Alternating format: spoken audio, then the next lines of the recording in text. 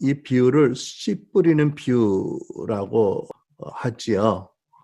공간복음서의 모든 성경책에 기록된 말씀입니다. 그러니까 예수님께서 가시는 곳마다 가르치신 아주 중요한 말씀이라고 믿습니다. 아마도 예수님께서는 옛날 우리 한국의 시골 산촌같이 적은 밭대기들이 많이 있고 또 밭두렁을 농부들이 걸어 다니고 또 씨를 뿌리는 그 모습을 바라다 보시면서 이 설교를 하신 것 같습니다. 그리고 예수님께서는 제자들에게 너희가 이 비유를 이해할 수 있다면 다른 모든 비유들을 이해할 수 있다라고 말씀하셨습니다. 그만큼 이 비유는 가장 중요하고 기초적인 말씀이지요. 특별히 하나님 나라를 이해하는 데 가장 열쇠가 같은 말씀이라고 믿습니다. 예수님께서 이 비유를 통해서 제자들에게 가르치신 기본 주제가 무엇이죠?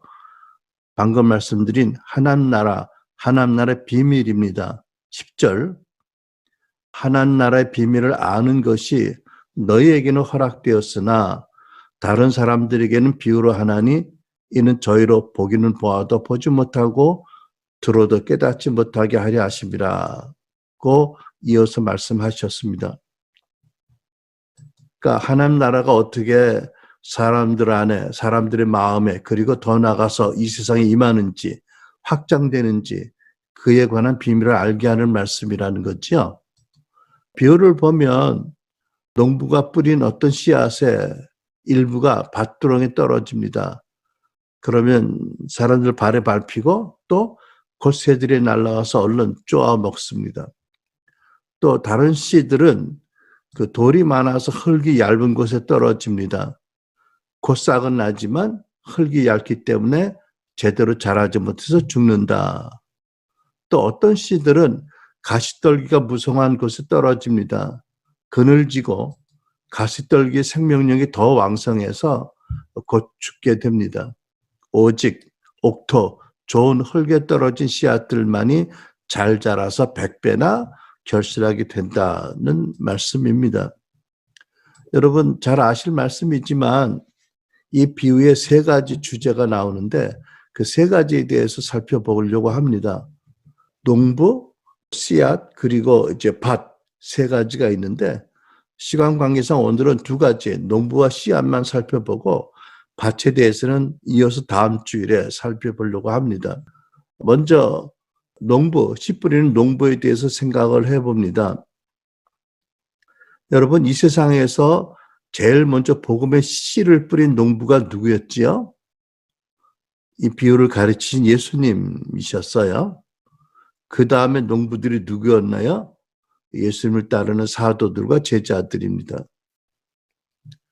그러면 오늘날 씨를 뿌릴 농부가 누굴까요? 그것은 이 시대 예수 믿는 제자들, 저와 여러분을 포함한 이 시대의 크리스찬들이지요. 그러니까 여러분과 제가 농부로서의 어떤 부르심 또는 농부로서의 해야 할 일이 있다라고 우리가 믿는 거지요. 여러분 그 어느 시대든지 하나님 나라가 불신자의 마음에 심어지거나 또 하나님 나라가 이 세상에서 강성해지고 많은 좋은 결과를 맺으려면 누군가가 수고를 해야 되겠죠. 비유에서는 농부들이 수고를 많이 하는 것으로 나와 있습니다. 심지 않고는 거둘 수가 없고 심은 대로 거두는 게 하나님 나라뿐 아니라 온 세상의 기본 법칙, 하나님 만드신 기본 법칙이기 때문이지요. 그러니까 디모데후서 2장 6절을 보면 농부가 열심히 일하고 수확을 얻는 것이 마땅하다라는 말씀이 있어서 열심히 일한 농부가 많은 것을 거둔다라는 것을 알게 합니다. 여러분은 어떤지 모르겠는데 저는 농사에 대해서 많이 무식한 사람입니다. 그래서 이 시대에 농사가 이렇게 기업화도 되고 또 기계화되고 또 농업 기술이 대단히 높아졌지만 그래도 항상 농부들은 부지런히 일하고 많이 애쓰는 줄 압니다. 마찬가지로 하나님의 농부들도 계속 하나님 나라가 확장되고 세상이 변화되게 하기 위해서는 계속 배우고 또 계속 부지런히 일을 해야 할 줄 압니다. 하나님 나라의 영적 농부가 어떤 일을 부지런히 해야 할까요? 첫째로는 좋은 복음의 씨앗을 널리 뿌려야 되겠죠. 디모데후서 2장 15절로 16절에 이런 말씀이 있어요. 그대는 진리의 말씀을 올바르게 가르치는 부끄러울 것이 없는 일꾼으로 하나님께 인정을 받는 사람이 되기를 힘쓰십시오. 속된 허튼 소리를 피하십시오. 그것이 사람들을 더욱더 불경건에 빠지게 합니다.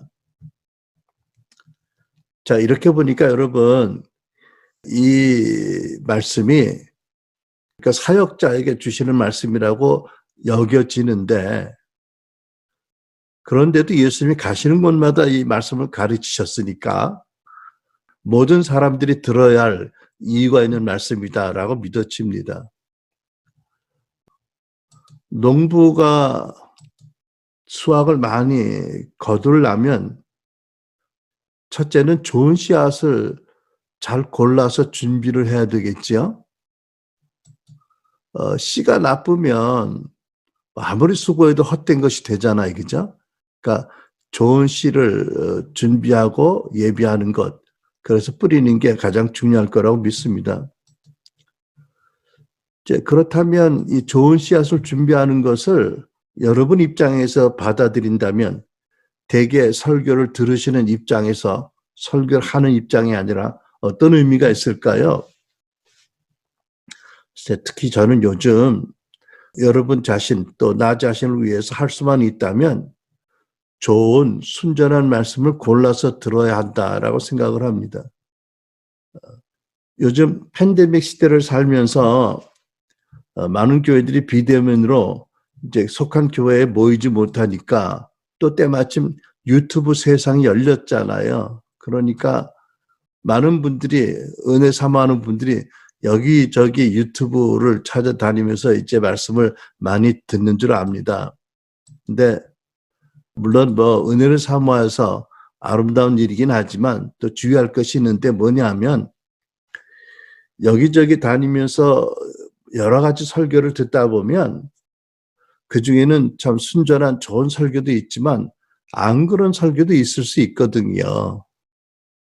특히 마지막 때 귀를 간지르는 말씀들을 많이 전하는 교사들이 있다고 그런 말씀들이 있으니까 그래서 혹시 별로 영적인 영양가 없는 혼잡한 말씀을 듣는 경우도 많이 생기지 않을까. 그러면 마음밭에 가라지가 뿌려지는 것 같은 그런 일이 있지 않을까 하는 우려도 좀 있습니다.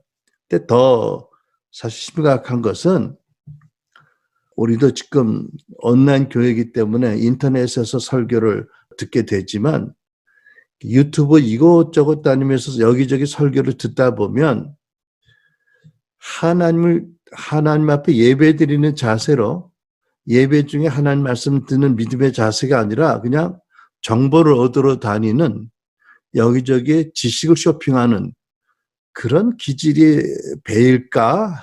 그것도 염려가 됩니다. 자기도 뭐 이게 배게 되잖아, 그죠? 그러면 예배자의 자세로서 많은 것을 잃어버릴 수 있다라고 염려를 하게 됩니다. 그리고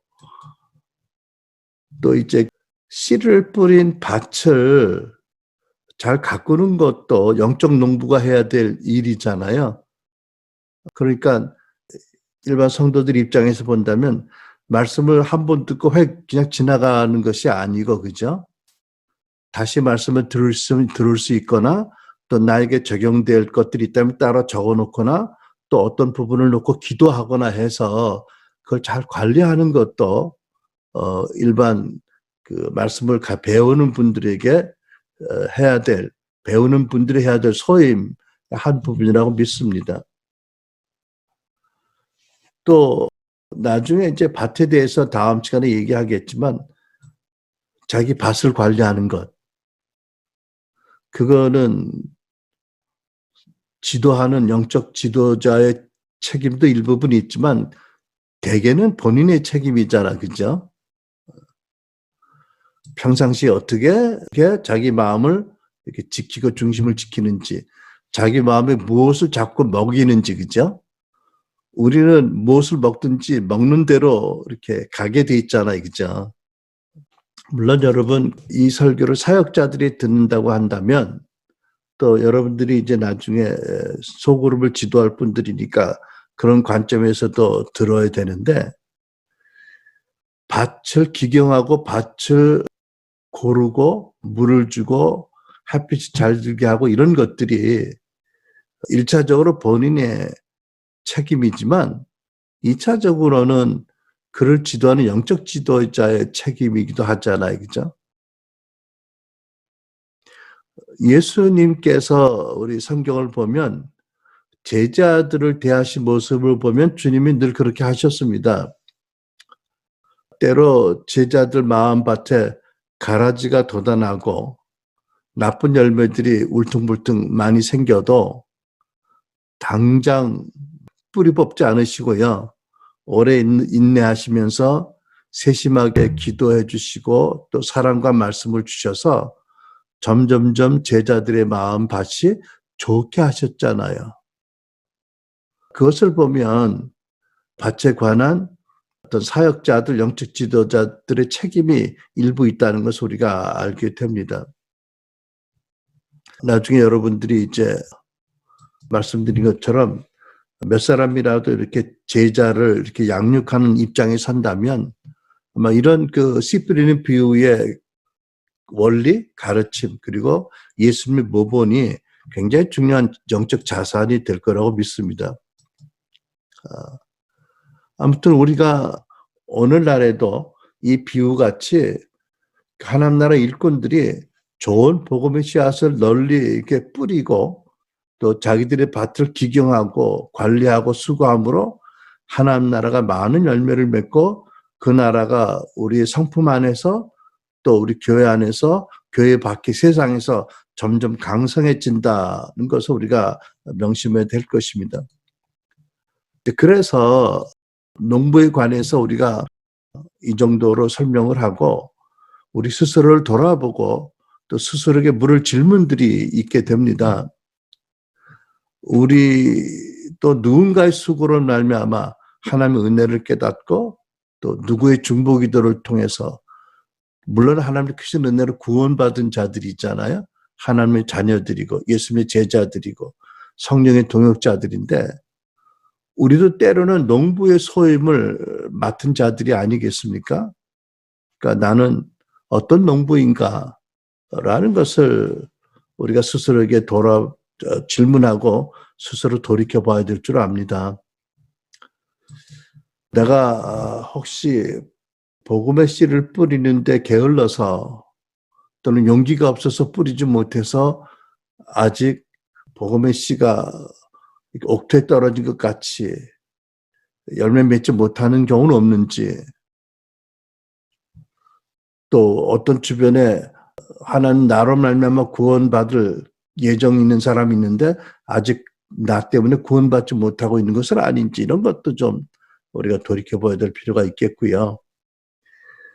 저와 여러분은 길에 나가서 전도는 하지 않겠지만 미국은 잘 모르겠는데 캐나다는요. 내가 알기에 노방전도 같은 것들이 허용이 안 되는 그런 지역이 많이 있어요. 왜 그런 법이 생겼는지 모르지만 유감스럽게도.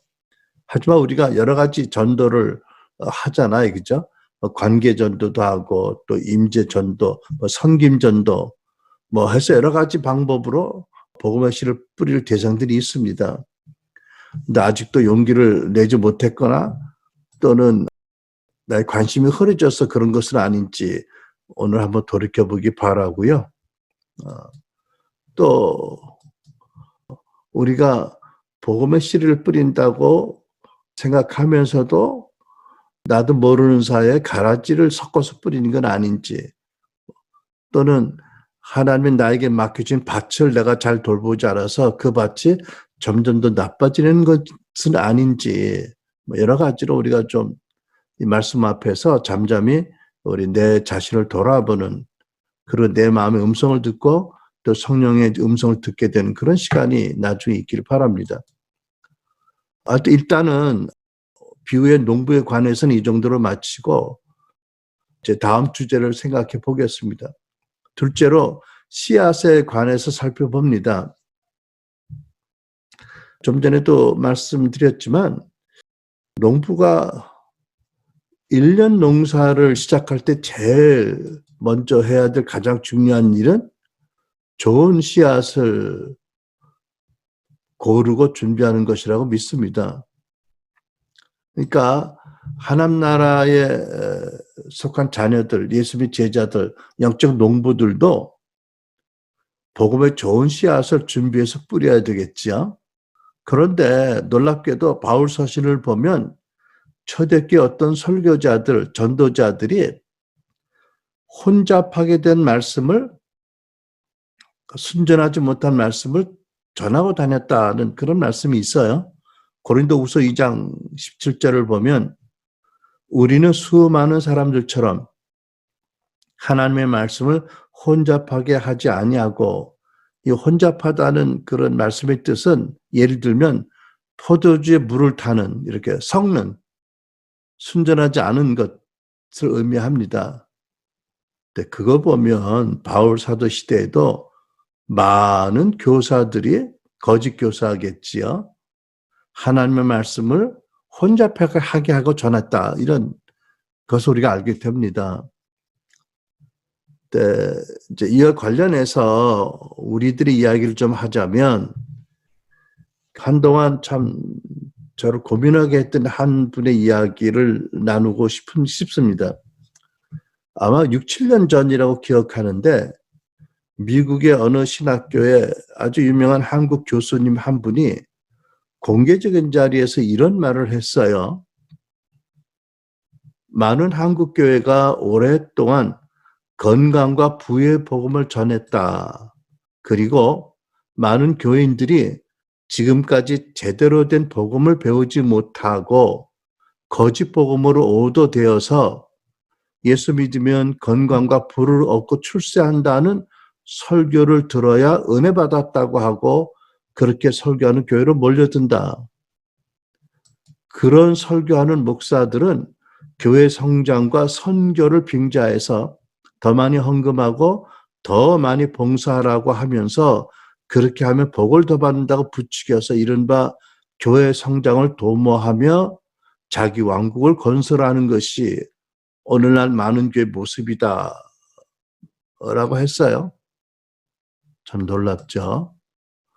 계속해서 건강과 부의 복음을 선포하는 자들의 논리대로 한다면 하나님 나라를 위해서 죽기까지 충성한 바울이 제일 복을 많이 받아서 이 세상 누구보다 더 건강하고 더 부유롭게 오래 살아갈 것이 아니냐? 그런데 고난만 엄청 받다가 처참히 죽었다. 그러면 그가 예수 잘못 믿은 것이냐? 라고 반문을 한 거예요. 나는 그 공개적인 자리에서 그분이 한 강의 내용을 그 교계신문을 보고 알았는데 너무 놀랐어요. 이 사람의 말이 사실을 하면 많은 설교자들이 엄청난 죄를 짓고 있는 것이 아닌가? 그러니까 강대상에서 다른 복음을 전했다는 거잖아요. 이분은 건강과 부의 복음이라고 했는데 거짓 복음이라고까지 말했거든요. 갈라디아서 1장 8절에 누구든지 다른 복음을 전하면 저주를 받을 것이라고 말했는데, 와, 이분이 말이 사실이라면 엄청난 비극이다. 이렇게 참 고민을 하고 많이 우울했던 때가 있었습니다. 근데 또 이상한 게요, 그 교수의 공개적인 발언에 비판하고 또는 대적했다. 뭐 이런 후속 기사를 좀 유심히 봤는데 없었어요. 읽질 못했어요. 그러고 보면 이 사람의 말이 맞는 건가? 뭐 이렇게도 생각하게 된 거지요. 그렇게 보면 때로 이제 뭐 방송이나 유튜브 통해서 듣는 어떤 설교 중에는 그렇게 보이는 설교들이 꽤 있는 거예요. 소위 기복신앙, 율법주의 신앙 이런 것들이 많이 말해지고 어떤 행함에 대한 섬김과 행함에 대한 가르침이 대부분이고 뭐 성도의 믿음, 사랑, 소망, 정체성 또 하나님 나라와 또 성도의 어떤 그런 하나님 앞에 책무, 뭐 관계 이런 것에 대한 설교보다 그런 것이 더 많지 않은가라고 느껴질 때가 있었어요. 때로 그 복음 전도를 강조하는 교회가 있는데 그럼에도 불구하고 가서 제자 삼으라는 지상대 명령을 그 성숙하게 감당하게 시키는 것 같지는 않았습니다. 개교의 성장을 위한 전도를 강조하는 게 아닌가라고 보여지는 경우도 있었던 거지요. 그러니까 그 교수님의 지적과 같이 흔히 교회가 양적 성장에 집중하고 어떻게든지 많은 교회들이 부흥했다고 말하고 또 그런 교회 성도들은 훈련을 받아서 그런지 자기 교회와 자기 담임 목사님을 많이 자랑을 해요. 근데 성경에는 약함을 자랑한다 하고 예수 외에 자랑할 것이 없다고 했는데 그런 모습은 실제에서 별로 안 보이는 거죠. 자, 그래서 복음의 문제가 심각하다는 것을 깨우친 적이 있었습니다. 그렇다면 여러분, 우리가 믿고 전할 복음은 무엇인가요? 우리가 신약 성경을 열어서 제일 먼저 읽게 되는 복음이 이렇게 기록되어 있습니다. 누가복음 2장 11절 말씀. 오늘 다윗의 동네에 너를 위하여 구주가 나셨으니 곧 그리스도 주시라고 했습니다. 천사가 선포한 복음이지요. 이 복음의 세 가지 핵심 요소가 있어요. 첫째, 구주, 구세주, 죄에서 구원하시는 구세주예요. 그 다음에 그리스도, 메시아, 기름 부은 받은 하나님의 메시아다. 그리고 그분이 주, 왕이다라는 세 가지 핵심 복음의 요소가 여기 들어있어요. 그죠? 여러분 이해가 되시죠? 구주, Savior, the Christ, 기름 부음 받은 Anointed One, 그 다음에 the Lord, 왕.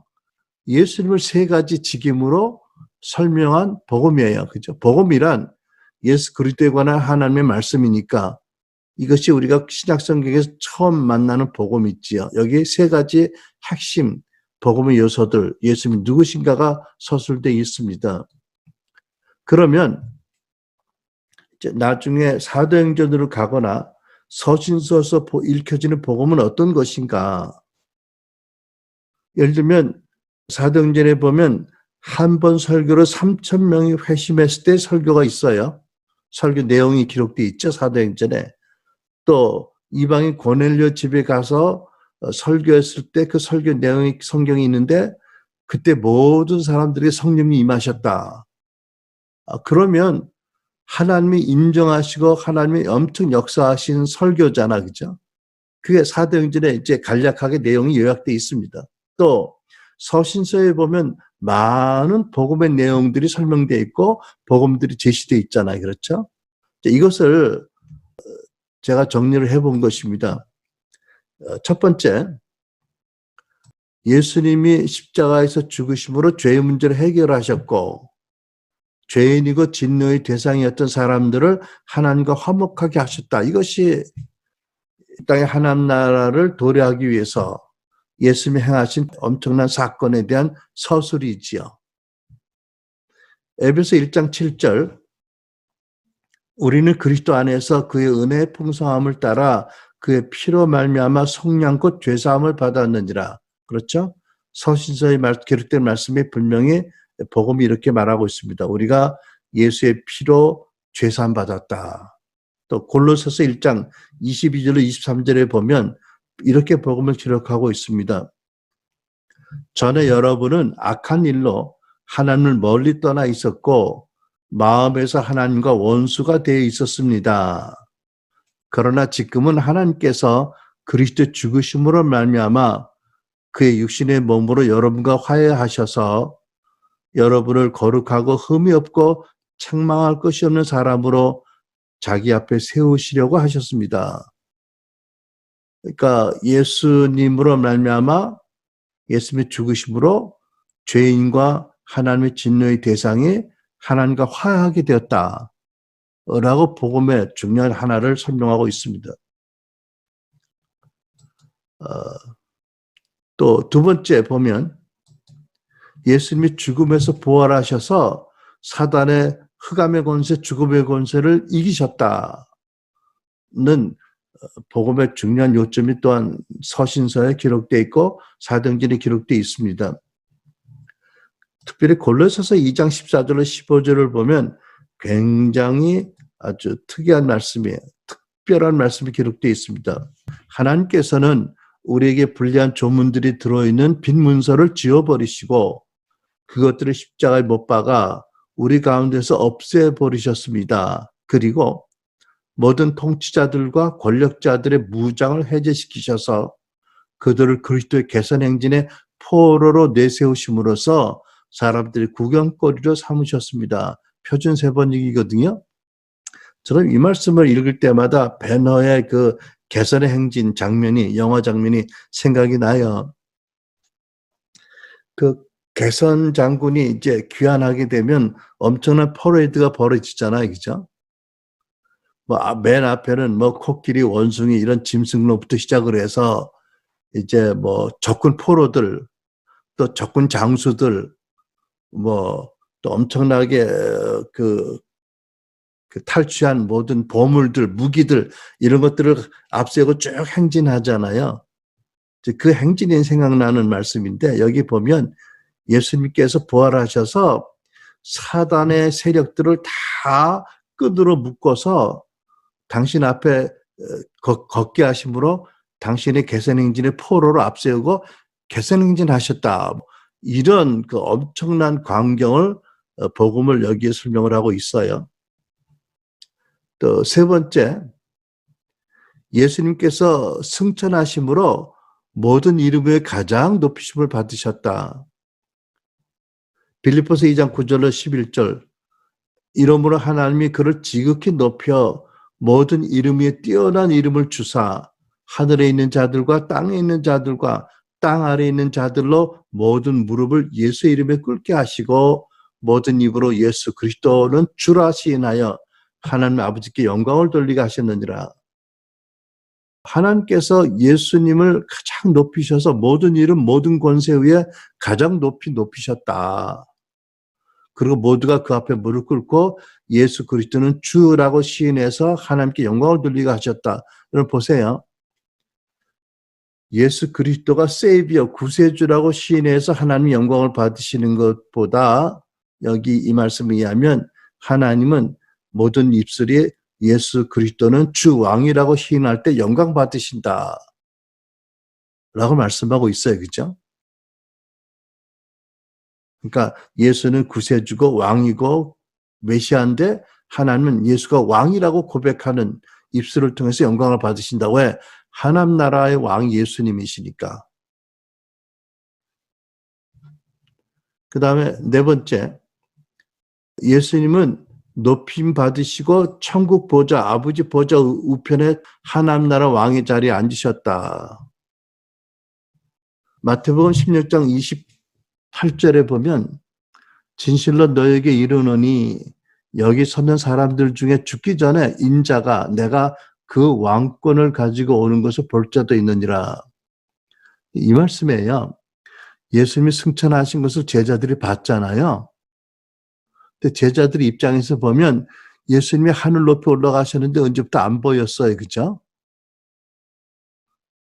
안 보여요. 구름이 가렸어요.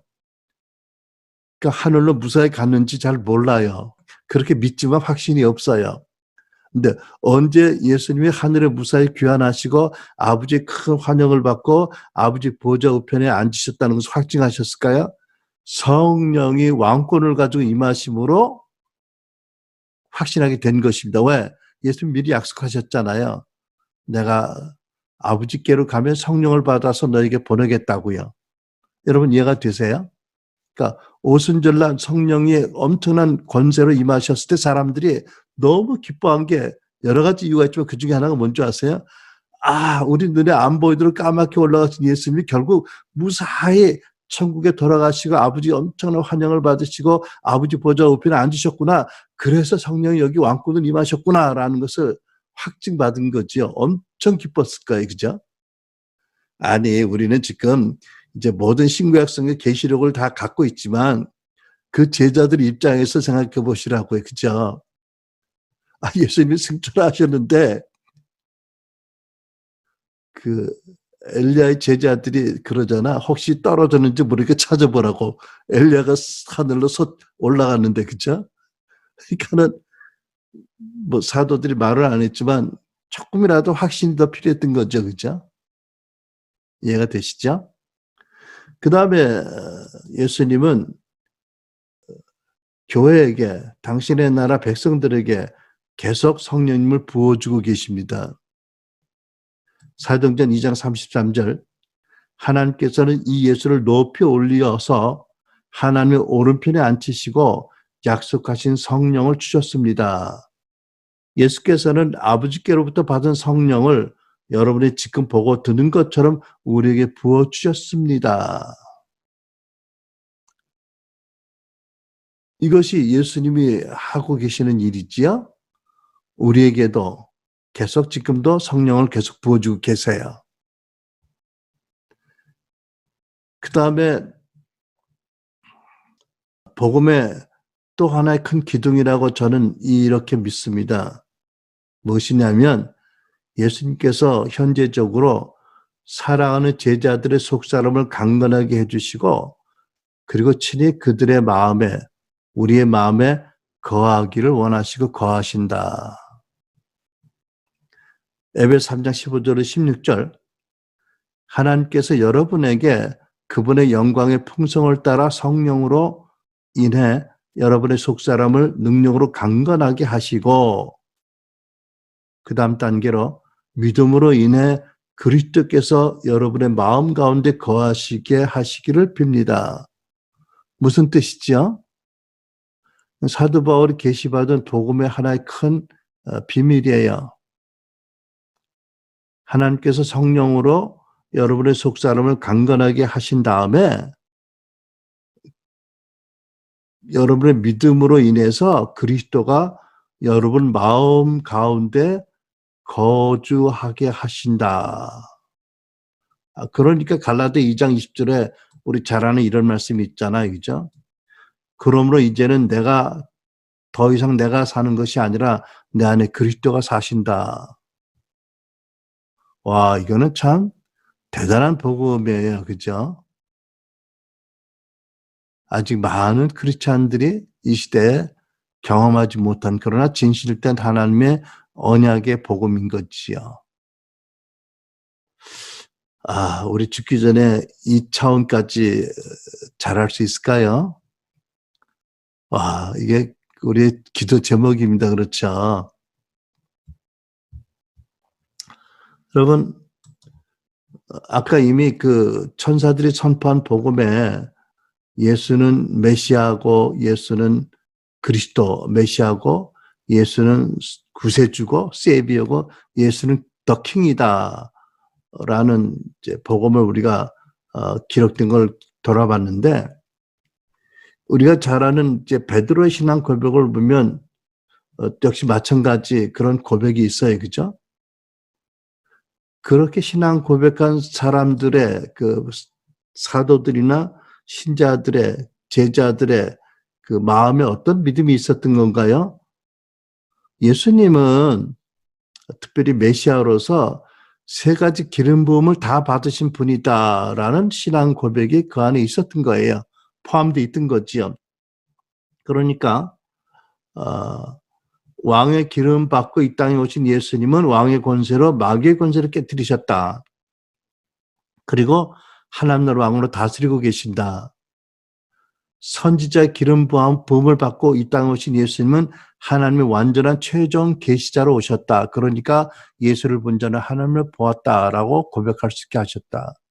또 제사장의 기름 부음 받은 예수님은 영원토록 우리들이 제사장으로 하나님 앞에 계신다.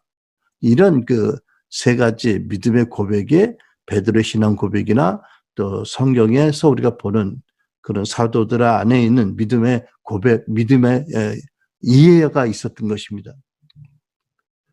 자, 그런데 우리가 이 복음과 연관돼서 예루살렘 교회 이런 면을 보기 원하는데 그건 뭐냐면 사도행전 5장 42절 말씀이에요. 날마다 성전에 있든지 집에 있든지 예수는 그리스도라 가르치기와 전도하기를 그치지 아니했다. 예루살렘 교회가 날마다 모였다는 거예요.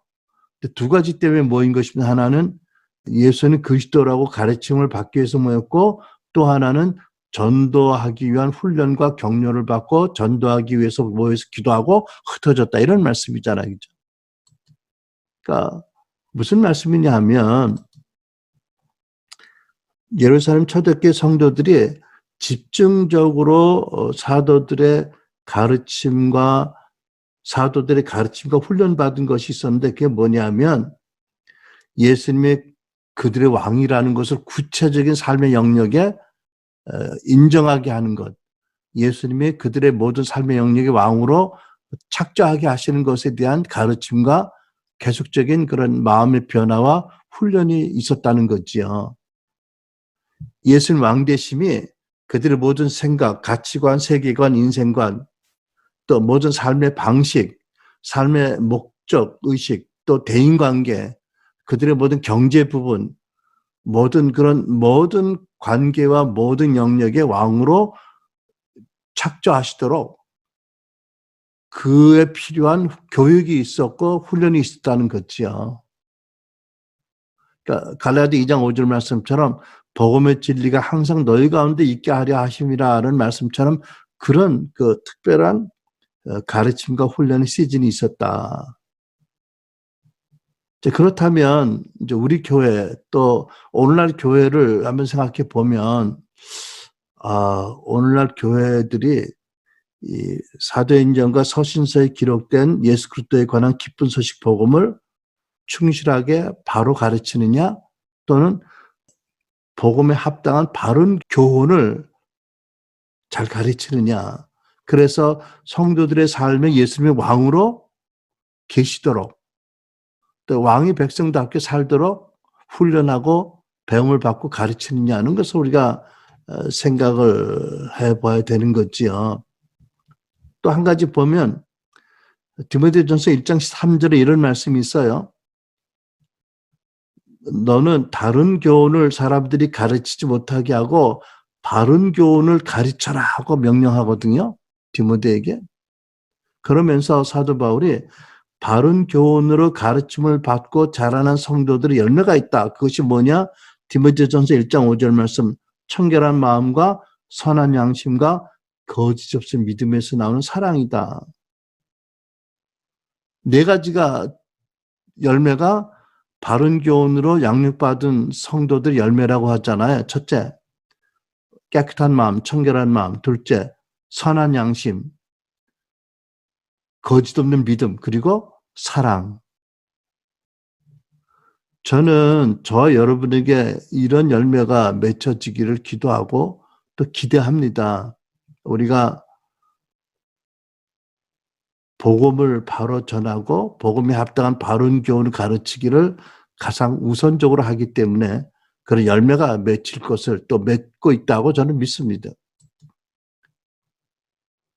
그래서 저는요, 말씀을 준비하면서 다시 한번 절실히 깨달은 게 뭐냐면 우리 개인도 그렇고 우리 교회도 그렇고 한국 교회가 정말 시급하게 간절하게 회개하고 회복할 것이 두 가지가 있다. 첫째, 복음의 회복.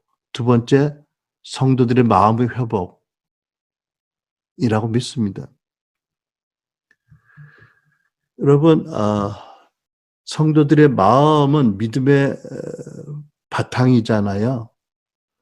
좋은 씨가 떨어져서 옥토에 떨어질 때 100배 열매 맺잖아요. 그러니까 좋은 씨도 너무 중요해요. 근데 놀랍게도 성도들의 마음밭도 대단히 중요한 것이다. 이 마음밭을 돌보고 기경하고 마음밭을 자갈밭, 돌짝밭, 뭐 길가 같은 굳은 밭을 변화시키고 성화시키지 않으면 아무리 복음에 좋은 완전한 씨도 열매 맺지 못하면 그것처럼 정말 불경한 일이 어디 있겠어요? 고통스러운 일이. 여러분, 복음과 마음이 회복되지 않으면 결국 경건의 모양은 있으나 경건의 능력이 없는 사람들, 종교인이 될 수밖에 없는 거지요. 예수님의 그 경고의 말씀처럼 짠맛을 잃어버린 소금처럼 밖에 버려서 사람들의 발에 밟히게 된다는 거잖아요. 1년 내내 뜨거운 캘리포니아 사는 여러분들은 기억 안 날지 모르지만 한국이나 캐나다에서 겨울철에 자주 보는 모습이 있어요. 광경이. 특히 대설이 내릴 때 뭘 보죠? 차들이 다니면서 소금을 막 뿌려요. 그죠? 또는 이렇게 사람들이 나와서 이렇게 손으로라도 부삽으로 소금을 뿌립니다. 왜? 눈이 녹도록. 근데 그거 짠맛이 없어요. 그거는 을의 차나 차바퀴나 사람들의 발에 밟혀서 으깨어져서 물이 되게 의도한 것이죠. 그죠? 우리가 행여라도 우리가 마음을 가꾸는 일을 소홀히 하고 특별히 복음에 순전한 씨를 뿌리지 않거나 성경적인 복음과 또 복음에 합당한 교훈으로 양육받지 못하면 나도 모르는 새 그렇게 될까 두려운 거지요. 말씀 마치기 전에 한 가지 생각난 예화가 있어서 안타깝고 두려운 것이지만 때로는 거룩한 두려움이 필요하기 때문에 전하라는 줄 압니다. 전하라고 싫은 줄 아는데 언젠가요? 10년 됐나요? 정확한 연도는 기억이 안 나는데 한국에 있을 때 엄청난 구제역이 돌았던 때가 있어요. 그래가지고 수많은 닭, 돼지, 소, 어마어마한 때로 생매장하는 그런 정말 안타까웠을 때가 있거든요. 그때 크리스찬들이 기도 많이 했어요. 그리고 하나님 기도를 들으시고 그것이 그쳤는데 그때 교회적으로 열심히 기도했던 한 교회 목사님이 몇 분 목사님들과 만났는데 이런 얘기를 하더라고요. 그때 자기가 기도 중에 어떤 하나님의 음성을 들었다고. 무슨 음성인지 아세요? 이제 구제역이라는 것은 원래 먹여서는 안 될 사료를 먹여서 도는 병이 구제역이래요. 동물성 사료를 먹여서 질이 나쁜. 근데 기도 중에 자기가 들은 하나님의 음성이 이랬다는 거지요. 먹이지 말아야 할 사료를 먹여서 저 가축들이 때로 생매장 당하는 것 같이 목사들이 먹이지 말아야 될 영의 양식을 먹여서 회개하지 않으면 언젠가 때로 생매장 당하는 것 같은 일이 있을 수 있다. 전 정말 놀랐어요. 근데 그분이 친실한 분이거든요. 그래서 그 음성에 대해서는 의심하지 않는데 참 두려움을 느꼈던 순간이 있지요. 그래서 저는 나름 디모데서 말씀처럼 하나님의 말씀을 바로 분별해서 부끄러움 없는 자, 가르치는데 부끄러움 없는 자가 되기를 애를 쓰고 있습니다. 그리고 하나님께서 복음에 대한 계시를 주셨다라고 믿고요. 복음과 복음에 합당한 교훈을 전하는 것이 어떤 양적인 성장과 어떤 다른 것보다 나에게는 더 중요하다라고 믿습니다. 여러분, 오늘 우리가 하나님 나라 농부라는 부르심에 대해 생각해 보았는데, 생각해 보면 여러분은 전업 농부는 아니세요. 그죠? 여러분 귀농한 사람도 아직 아니세요. 근데 주말에 농장에 가서 일하는 농부 정도는 안 돼요. 주말 농장 농부. 최소한 여러분 주변 사람들에게 주말 농장 농부의 부르심이 있는 게 아닌가? 뭐 이런 생각을 하게 됐어요. 또 우리가 복음에 대해서 또 복음에 합당한 바른 교훈에 대해서 생각해 봤는데, 그 몬산토라는 미국 큰 회사가 DNA가 변조된 곡식을 판매하잖아요. 그러니까 그거 사다 땅에 심어도 안 자라요. 그죠? 왜? 생명력이 없어. 그 미국 신학교에 한국에서 유명한 목사님인데 그 교수님의 지적, 때로 혹시 한국교회 강단에서 복음의 DNA가 변조된 말씀이 선포되는 게 아닌가? 또 어떤 사람들은 그 변조된 곡식으로 만든 양의 양식을 오래 먹어서 열매 맺거나 성장하지 못하는 게 아닌가? 또는 아예 말씀을 이렇게 말씀의 테이스트, 말씀을 분별하는 능력이 없어진 게 아닌가? 그런 점도 돌이켜 보게 돼요. 여러분, 저는 뭐 그 미각이나 이런 데에서는 별로 관심이 없는 사람인데, 질이 안 좋은 음식을 많이 먹다 보면 그런 세련된 미각도 나빠질 수 있겠죠? 무슨 얘기인지 아세요? 만약 예수님이 오늘날 문득 우리에게 나타나 설교하시면 우리가 그 설교를 듣고 아멘하고 은혜 받았다고 할까? 좀 좀 지나친 생각이라고 할지 모르지만 그런 생각도 드는 거죠. 워낙 그런 그 혼합된, 혼잡한 말씀을 많이 들어서 순전한 말씀을 들을 수 있는 귀가 점점 막힌 건 아닐까? 우리 마음밭이요. 우리 마음밭이 글쎄요.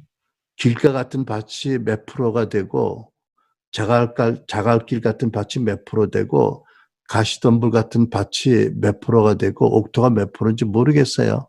나 같은 여러분, 우리가 우리 교회에서 배우고 엘라자우스 배우는 대로 기도하고 용서하고 또 십자가 못 박고 또 부활의 마음을 계속 구하고 해서 점점 우리의 마음 안에 옥토를 넓혀가야 되겠어요. 그죠? 이게 변화와 성화지요. 그럴 때 우리 인생에 좋은 열매를 맺고 하나님께 영광을 돌리고 우리가 복된 그런 삶을 살았다는 하나님의 축복을 받게 될 줄 믿습니다. 밭에 대해서는 이어서 다음 주에 좀 더 보겠습니다. 그때까지 우리가 씨에 대해서 우리 농부됨에 대해서 주말 농부인 우리 농부의 소임에 대해서 어떻게 하는 것이 옳은 것인지를 좀 더 기도하면서 성령의 음성을 듣고 깨닫는 그런 시간을 갖게 되기를 바랍니다. 기도하겠습니다.